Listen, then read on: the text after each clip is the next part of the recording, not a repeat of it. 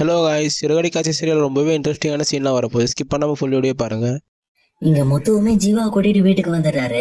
வீட்டுக்கு வந்தோன்னு இந்த பக்கம் ஜீவா அம்மை நடந்த விஷயம் எல்லாத்தையுமே இங்க அண்ணாமலைட்டே சொல்லிடுறாங்க. இதை கேட்டவொடனே இந்த பக்கம் வந்து அண்ணாமலை பயங்கரமா ஷாக் ஆயிட்டு, என்னம்மா ரோகிணி இது, இந்த மாதிரி இந்த பொண்ணு சொல்ற மாதிரி நீங்க 30 லட்சம் வாங்கிட்டீங்களா அப்படின்னு சொல்லி கேக்குறாங்க. இந்த பக்கம் மனோஜும் அதே நேரம் ரோகிணி எதுவும் பேசாம அமைதியா நின்றுட்டு இருக்காங்க. அப்ப இதெல்லாம் கேட்டுட்டு இருக்க முத்துவுமே ரொம்பவே கோவப்பட்டுட்டு, இங்க பாருங்கப்பா, இவங்க எப்பவுமே கல்லூரி மங்கன் மாதிரி இப்படிதான் நின்றுட்டு இருப்பாங்க. இவங்க வாங்கினது உண்மை, அது மட்டும் இல்லாம இவங்களுக்கு நான் தான் போய் சாட்சி கையெழுத்து போட்டேன் அப்படின்ற விஷயத்தையும் இந்த பக்கம் முத்து சொல்றாரு. இதை கேட்டோன்னு இந்த பக்கம் பக்கத்துல இருக்க விஜயாவுமே வாயை திறந்து பேசுற மனோஜ் அப்படின்னு சொல்லி எங்க மனோஜ் கிட்ட போறாங்க. அப்ப மனோஜுமே ரொம்பவே சைலண்டா எப்பவும் போலயே ரொம்ப அமைதியா நின்றுட்டு இருக்காரு. இதை பார்த்தோன்னே இங்க விஜயாவுக்கு பயங்கரமா கோபம் வந்துருது. உடனே மனோஜோட சட்டையை பிடிச்சி பலர் 2 அறா விடுறாங்க. விட்டது மட்டும் இல்லாம உண்மையை சொல்றா, முதல்ல எதுக்காக என்கிட்ட போய் சொன்னீங்க, இந்த மாதிரி என் வீட்டுக்கார பணத்தை எடுத்து செலவு பண்ணிட்டு இப்ப கடைசியில ரோகிணியோட அப்பாவோட பணம்னு சொல்லி எப்படி ஏமாத்தினீங்க அப்படின்னு சொல்லி கேக்குறாங்க. உடனே மனோஜுமே, இல்லம்மா அந்த விஷயத்த நாங்க பண்ண வேணான்னு தான் நினைச்சோம், உங்ககிட்ட கொடுத்துடலான்னு தான் நினைச்சோம். ஆனா ரோகிணி தான் என்கிட்ட ஒரு ஐடியா சொன்னாங்க, இந்த மாதிரி இதை வச்சு நம்ம ஃபர்ஸ்ட் ஒரு பிசினஸ் ஆரம்பிச்சிருவோம், அதுல இருந்து வர லாபத்தை வச்சு நம்ம வீட்டுக்கு பணம் கொடுத்துருவோம் அப்படின்னு சொல்லி ஒரு பிளான் பண்ணாங்க. அதே நேரம் இந்த பணம் எப்படி எங்க இருந்து வந்துச்சு அப்படின்னு சொல்லி யாராவது கேட்டாங்க அப்படின்னா எங்க அப்பா கொடுத்தாங்க அப்படின்னு சொல்லிக்குவோம் அப்படின்னு சொல்லிட்டு இந்த மாதிரி ரோகிணி சொன்ன ஐடியா தான் சொல்றாங்க. இதை கேட்டோன்னே இந்த பக்கம் விஜயாவுக்கு பயங்கரமா கோபம் வந்துருது. உடனே இங்க எல்லாரும் முன்னாடி இங்க ரோகிணியோட கண்ணத்துல பலார்னு ஒரு அற விடுறாங்க. இந்த பக்கம் ரோகிணியுமே ஷாக் ஆகி போய் நிக்கிறப்போ கரெக்டா பக்கத்துல இருக்க அண்ணாமலையும் விஜயாவை பிடிச்சிட்டு, எதுக்கு இந்த மாதிரி ரோகிணி அடிச்சிட்டு இருக்க, இந்த மாதிரி மூத்த மருமகளை மத்தவங்க முன்னாடி அடிச்சு அப்படின்னா அவங்க என்ன நினைப்பாங்க, இந்த மாதிரி சம்மந்தம் இல்லாம ரோகிணி மேல கை வைக்காத அப்படின்னு சொல்லி சொல்றாங்க.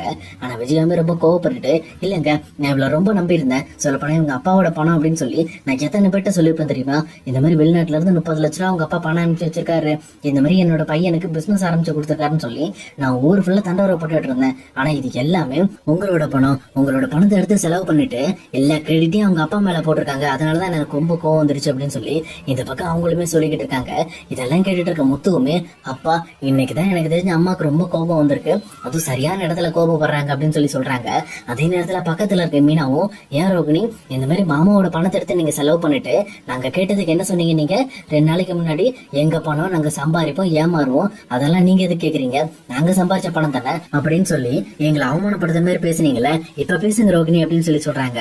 உடனே இந்த பக்கம் மீனா இப்படி ஒரு கேள்வி கேட்ட உடனே முத்துவுமே கை தட்டிட்டு மீனாவை பார்த்து, சரியான கேள்வி கேட்ட மீனா, சொல்ல போனா நீ கேட்ட கேள்வியிலையாவது இவங்களுக்கு கொஞ்சம் சொரணை வரதான்னு பாக்கலாம் அப்படின்னு சொல்லிட்டு எங்க மொத்தமே கேட்டுட்டு இருக்காங்க. அதே நேரத்துல பக்கத்துல இருக்க ரவியுமே எங்க மனோஜை பிடிச்சி சத்தம் போட ஆரம்பிக்கிறாங்க. ஏண்டா நீ எல்லாம் எங்கள மூத்தவனாடா, எப்பவுமே முட்டாள்தனமா வேலை பண்ணிக்கிட்டு இருக்க, அப்பாவோட பணத்தை எடுத்து நீ இப்படி பிசினஸ் ஆரம்பிச்சு நீ மேல போறதுக்காக நீ எங்களோட பிசினஸ் எல்லாம் கெடுத்துக்கிட்டு இருக்க தெரியுமா, அந்த பணம் மட்டும் அன்னைக்கு நீ அப்பாட்ட கொடுத்துருந்தானா நான் இந்நேரம் ஒரு ஹோட்டல் ஆரம்பிச்சிருப்பேன், முத்து இந்நேரம் காசு செட்டு வச்சிருப்பான், ஆளுக்கு பிசினஸ் மேன் ஆயிருப்போம். ஆனா மொத்த பணத்தையும் நீயே எடுத்துக்கிட்டு நீ பெரிய லைட்ட பத்தியா, இப்ப நாங்க இன்னுமே அதே வேலைக்காரங்களா இருக்கும், எப்படி அவனுக்கு இப்பெல்லாம் மனசு வந்துச்சு அப்படின்னு சொல்லி இந்த பக்கம் ரவியும் ஒரு பக்கம் கேள்வி கேட்கிறாங்க. அதே நேரத்துல மீனாவுமே, இங்க பாருங்க ரோகிணி, நீங்க முதல்ல அந்த பணத்தை எங்க எல்லாருக்கும் பிரிச்சு கொடுங்க, அதுக்கப்புறம் இதை வச்சு இந்த பக்கம் முத்து அதே நேரம் ரவியுமே பிசினஸ் பண்ணட்டும் அப்படின்னு சொல்லி சொல்றாங்க. இந்த மாதிரி மீனா பேசின உடனே ரொம்பவுமே டென்ஷன் ஆன விஜயாவுமே, இங்க பாரு என் மருமக தப்பு பண்ணா அவளை நான் திட்டிட்டு இருக்கேன், நீ குறுக்க வந்து பேசாத அப்படின்னு சொல்லி சொல்றாங்க. இந்த மாதிரி மீனாவை திட்டின உடனே இங்க ஸ்ருதிக்குமே ரொம்ப கோவம் வந்துருது. உடனே விஜயாவை பார்த்து, இங்க பாருங்க அவங்க தப்பு பண்ணியிருக்காங்க, தப்பு பண்ண அவங்கள பிடிச்சு திட்டுங்க, கேள்வி கேட்கிற மீனாவை எடுத்து திட்டுறீங்க, சரி அது கூட இருக்கட்டும் விட்டுருங்க, இந்த மாதிரி இது உங்களோட பணம், சரி எடுத்து செலவு பண்ணிட்டாங்க ஓகே, அப்ப அவங்க அப்பா இன்னும் பணம் தரவே இல்லை, அந்த விஷயத்த யோசிச்சு பாத்தீங்களா, இன்னும் வெளிநாட்டுல இருந்து பணம் வரவே இல்லை, ஆனா இவங்க ரோகிணி எங்க அப்பா பணம் அப்படின்னு சொல்லி எல்லார்ட்டையுமே சொல்லிட்டு இருந்தாங்க அப்படின்னு சொல்லி சொல்றாங்க. உடனே இதை கேட்டோன்னு விஜயாவுமே, எங்க பாரு ரோகிணி, நீ சொல்ற வார்த்தையில எனக்கு சுத்தமா நம்பிக்கை இல்லை, எனக்கு இதை நம்புற மாதிரி ஏதோ ஒரு விஷயம் பண்ணணும், நான் ஒண்ணு உங்க அப்பாவை பார்க்கணும், இல்ல உங்க அப்பாவை போய் நேர்ல போய் அவர்கிட்ட பேசணும், அப்பதான் எனக்கு வந்து எல்லாமே கிளியர் ஆகும் அப்படின்னு சொல்லி சொல்றாங்க. அதே நேரத்துல முத்துவுமே, இங்க பாருங்க எனக்கு இதுல இன்னொரு விஷயம் ரொம்பவே முரண்பாடா இருக்கு, சொல்ல போனா ரோகி நம்ம அப்பா பணத்தை அவங்க அப்பா பணம்னு போய் சொன்னாங்க, சரி ஓகே அது ரோகிணியோட முடிஞ்சிட்டு போட்டு, பட் ஆனா ரோகிணியோட மாமா எதுக்காக வந்து இது இந்த மாதிரி வந்து இங்க ரோகிணியோட அப்பா கொடுத்த பணம்னு சொல்லணும், சொல்ல போனா அது ரொம்ப முரண்பாடா இருக்கு, அப்ப அவரும் போய் சொல்றாரா, அப்ப உண்மையுமே ஒரு மாமா தானா இல்ல சும்மா பொய்யான ஒரு மாமாவா அப்படின்னு சொல்லி கேக்குறாங்க. அதே நேரத்துல இங்க ரோகிணியுமே வேற வழி இல்லாம, இல்ல நான் ஆல்ரெடி பேசிட்டேன் அவர்கிட்ட, இந்த மாதிரி நான் கொடுத்ததா, அதாவது எங்க அப்பா கொடுத்ததா சொல்லுங்க அப்படின்னு சொன்னேன். அதுக்கேத்த மாதிரி தான் அவரும் பேசிட்டு போனார் அப்படின்னு சொல்றாங்க.